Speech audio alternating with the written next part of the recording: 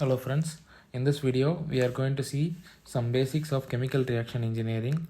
So here the types of reactors will be covered along with the basics of a mole balance equation and how the mole balance equation differs from one reactor to another. So basic terminologies, what are reactants, products, catalysts. So reactants are the ones are the molecules which interact in the reactor. Within the reactor, the reactants are the molecules which interact with other reactants or catalysts and gives rise to products.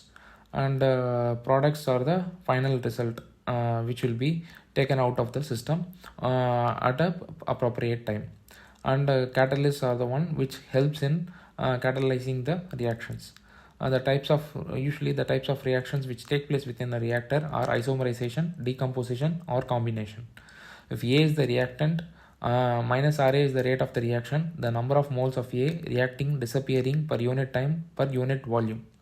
So this is going to be the rate of the reaction. So minus Ra is going to indicate that rate of the reaction. Because it is disappearing, the negative sign is there in front. In heterogeneous reaction systems, that is where more than one state of matter is involved, gas, liquid, solid among them, the rate of reactions is expressed in measures other than volume, such as reaction surface area or catalyst rate. Example of one such unit is mole per second into gram catalyst. So this is how one unit is expressed in heterogeneous reaction systems. And the reaction takes place in reactors. There are three main types of reactors. There is fourth one is there, packed bed reactor. That is also going to be resembling plug flow reactor, and it is not shown here. So among the types of reactor, the first one is batch type reactor. In this batch type reactor, there is no inflow or outflow of reactants or products while the reaction is being carried out. So the batch reactor symbol is shown on the right, and the continuous stirred tank reactor or the batch mix reactor is continuously stirred and operated at steady state. Steady state means temperature, reaction rate, and concentration is uniform throughout the vessel. Concentration of reactant within the reactor equal to concentration of the reactant in the exit stream. So it is also shown here in the terms of Q exit is equal to Q in, and Q out is equal to Q in. That is Q out and Q in are going to indicate the volumetric flow rate. So Q in is equal to dV by dt. So that is rate of change of volume per time. So that is volumetric flow rate. That is Q in is equal to Q out, and V tank is going to indicate the volume within the tank, and C tank it is going to indicate the concentration of the fluid within the tank, and C out is equal to C tank. The concentration which comes out of the flow stream is going to equal to the concentration of the reactant within the tank. So the C out is equal to C tank.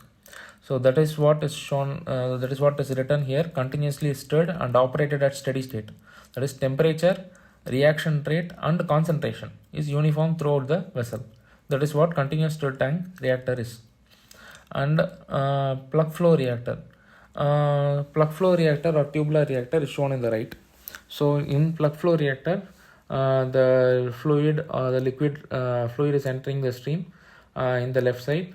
The reactor is tubular in shape, and within that there is a small changing concentration. A small amount is shown, is taken the changing concentration. That is the radial way, and axial means it is going to go through the axis in a straight way. So this, based on this small value, the final rate equation for the tubular flow reactor will be arrived at. The mole balance equation will be arrived at. So plug flow reactor or tubular flow reactor consists of cylindrical pipe and is normally operated at steady state, similar to continuous stirred tank reactor. So steady state means temperature, reaction rate, and concentration are going to remain uniform throughout the vessel. Temperature, reaction rate, and concentration are going to remain uniform throughout the vessel. And the concentration of the reactant within the reactor is equal to the concentration of the reactant in the exit stream. So these are the assumptions of steady state. So tubular reactor is also going to have those conditions. The flow of the liquid could be turbulent or laminar. So turbulent means hard way with a greater velocity the liquid flows, and laminar means the liquid is going to flow in a very smooth manner. So in case of laminar, the places in each place, when it is going to flow, the volume and the flow rate is going to differ in laminar. Whereas in turbulent, since it is flowing with a greater force, we can assume that in the radial way it is not going to differ. In axial, it is going to differ. The flow rate, the concentration, those things will vary under not vary in radial way, and it is going to vary in an axial way. This is the case for plug flow reactor. And mole balance equation. Before we go, we just will have a look at the mole balance equation. Mole balance equation can be told as simply inflow should equal to the outflow of the reactants or the species A. Inflow of the species should be equal to the outflow of the species. So whatever is not present in the inflow, whatever is present in the inflow and not present in the outflow is going to remain in the reactor. So number of moles of the reactants entering the reactor plus number of moles generated in the reactor minus number of moles going out of the reactor equal to number of moles accumulated in the reactor. So in case the number of moles generated, there is going to be number of moles which is generated in the reactor. Some reactions, it is not necessary that A will give a decomposition means A will give rise to only B. There will be some other products as well. So in some other products, this same molecule, the reactant molecule, could also get generated in that case. So that also needs to be taken into account. So number of moles of the reactants entering the reactor and number of moles generated in the reactor plus number of moles going out of the reactor equals to number of moles accumulated in the reactor. So number of moles generated in the reactor could also be said as number of moles generated in the reactor minus the number of moles used in the reactor. So that is generated in the reactor and minus number of moles used in the reactor. So this is the total number of moles, and after getting used or generated, if it is not going out of the stream, whatever is entering which is not going to go out of the stream and reactor, then it is going to accumulate in the reactor. So when we are going to divide the equation 1 by time t, rate of inflow of reactants Fa0 plus rate of generation of reactants Gj minus rate of outflow of reactants Fa is equal to rate of accumulation in the reactor dNA by dt. So when we divide that by time, so for all reactors, if you see, in order to find out the rate of generation of reactants, we will take a liquid volume, like a space we will take. The matter, matter will have a space, so the space will have a certain volume. That volume we will take into consideration, and we will assume that the volume is made up of small pockets of volumes, and since the flow is going to differ in each place, whether it is batch reactor, whether it is tubular reactor or plug flow reactor, or that is a continuous stirred tank reactor, we will assume that it is uneven. The delta V1, delta V2 are small packets of volume which surround the place called RJ1, RJ2. RJ1, RJ2 are the rate of the reaction at two different points. RJ1, there might be n or m different points, RJ1 to RJ2, RJ3, RJN, up to RJN points. So many points are there. So the delta V1, delta V2 are going to surround RJ1, RJ2. So Gj is equal to rate of generation of reactants. Gj is equal to Rj into V. Gj is equal to Rj into V. So Gj's unit is moles per time. Rj, rate of the reactions time, is moles per time volume and into volume. So we will get the unit as moles per time. So rate of the reaction is the speed. It is like a speed. It is multiplied by the when speed is going to be multiplied by time, we will get the distance. So similarly, this equation works. Gj is equal to the rate of generation is equal to the rate of the reaction multiplied by its volume. So that is this is, and this delta G1 delta, if we take a small change in this one, the Gj rate of generation, that is going to equal to Rj1 into delta V1. Similarly, delta Gj2, we are going to take then Rj2 into delta V2. So all these things come, and we can Gj can be taken as all the summation of all the delta Gi values, 1 to m. I is equal to 1 to m number of such entities exist. So after that, if we see, when we assume m equal to infinity, delta V tends to 0. The volume delta V tends to 0, and there are m infinity number of such points exist. So Gj is equal to integration of Rj into dV, the Rj into dV, like Rj1, those things. When thing is there, the delta V delta Vi, everything becomes dV.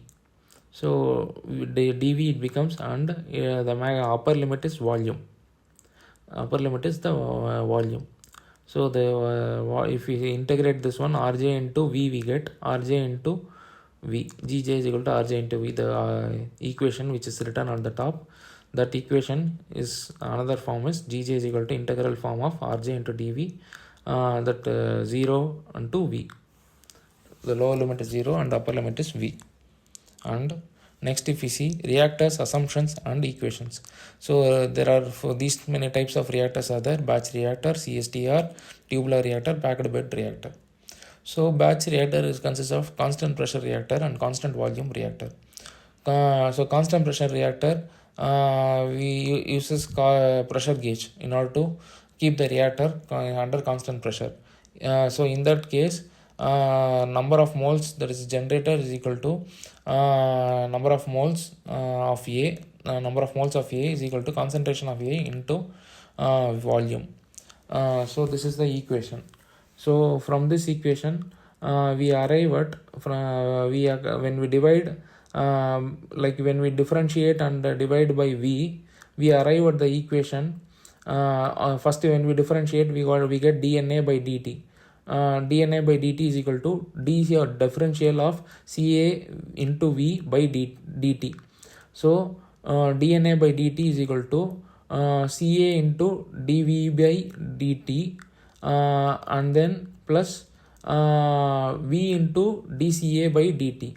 So the dCA by dt is written as the first term, plus Ca into, when we divide by volume, when we take the volume inside, we see that dV by that ln term will come.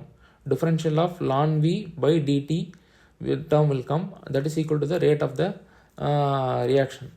So next the thing is constant volume. So for constant volume, 1 by V into dNA by dt, constant volume. That is equal to dCA by dt. When we take the volume inside, we get the concentration. Na by V is concentration. dCA by dt is equal to Ra. So for constant volume, the batch reactor will have a piston at the top where the piston can move, to indicate that it is a constant volume batch reactor. So assumption for the batch reactor is it has neither inflow nor outflow of reactants or products while the reaction is being carried out. Fj naught is equal to Fj is equal to 0. That is flow rate of inflow rate or on the outflow rate, they both are equal to 0. CSTR, continuous stir tank reactor. So continuous stir tank reactor, V is equal to Fj naught minus Fj by minus Rj. Fj is equal to Cj. So this is the final equation which we arrive when we assume that CSTR operates under steady state, that is, it is well mixed, no spatial variations in concentration, temperature or reaction rate throughout the vessel.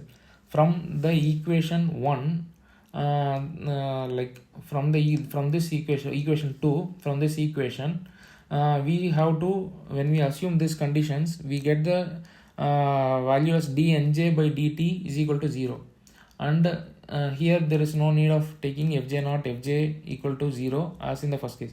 Everywhere, in the whether it is in the first case or the second case, we have to substitute the values. In first case, we will substitute the values fj naught and fj equal to 0 into equation 2. Here also dnj by dt equal to 0, this value will be substituted here in the second equation, which is put within the box, and then we arrive at the final equation. V is equal to fj naught minus fj divided by minus rj, where fj is equal to cj into volumetric flow rate. Next is tubular reactor. So tubular reactor is dfj by dv is equal to rj. The turbulent flow is assumed. Assumption dnj by dt is equal to 0, similar to CSTR. No radial variation is there, but there is only axial variation. So radial variation is circular within that small circular thing within the tube that cross with that area. There is no variation, but there is axial variation. When there is a flow from one place to another, there is a variation. So there is an axial variation. So in packed bed reactor is similar to tubular reactor, except it is packed with a solid catalyst. So it is packed with solid catalyst and the liquid is allowed to flow. It is a heterogeneous system, and here the equation is arrived similar to tubular reactor. Here the packed bed reactor is also similar to a tubular reactor. The shape it is similar to tubular reactor. dFA by dW. So dW is the mass of the solid catalyst. dFA by dW is equal to RA dash. And then finally, just the reactors can be connected in series as well. So one CSTR can be connected to another CSTR, and the equations differ on the rate of the equation based on the equation, the mole balance equation. The equations differ. There are some things. It is like more complications based on the equations and based on the reactors. How many reactors are connected? Everything we have to take into control when everything has to be taken into consideration when we do the calculations. And thanks a lot. And the source for the text material is based on the book Elements of CRE Chemical Reaction Engineering by Scott Fogler. Thanks.